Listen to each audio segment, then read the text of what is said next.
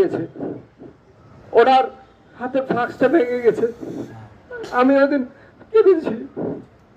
তারপরের দিন ওনার হাতে আমি 500 টাকা দিয়েছিলাম একটা ফ্লাক্স কেনার জন্য, জানি না ওনার মনে আছে কিনা। যাই হোক, তো সেই লিয়াকত ভাই যার হাতে আমরা আজকে ওনার স্বাবলম্বী হওয়ার জন্য চেষ্টা করছি, আমরা সহযোগিতা করছি। এখানে আপনাদের পক্ষ থেকে 8,000 টাকা ওনার হাতে তুলে দেওয়া হয়েছে। কিন্তু উনি যেন ওনার ব্যবসা করতে পারে আর আমরা তার কাছ থেকে যেন সবসময় চা খাইতে পারি। আল্লাহ কবুল করার মালিক। উনি যতদিন জীবিত থাকে ততদিন যেন আমাদের ভালো মনে চা দিতে পারে। আমার হাতে এখন 2,000 টাকা নেই, আমি 2,000 টাকা ওনাকে পৌঁছে দেবো।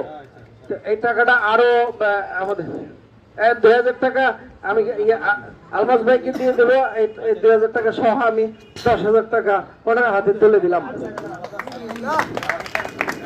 না না, আল্লাহ যেন ওনাকে, ওনার পরিবারকে মানে বেঁচে থাকার জন্য অবলম্বন হিসেবে এটা কবুল করেন এবং উনি স্বাবলম্বী হন। সকলকে আমরা সকলের জন্যই এটা আমাদের গর্বের, এবং সকলের দানকে যেন আল্লাহ কবুল করেন, সকলকে সুস্থ জীবন দান করেন এবং সফলতা ইহকাল এবং পরকালে সফলতা দান করেন। সবার সহযোগিতায় আমাদের এই কাজটা হয়েছে। আমিন আমিন আমিন।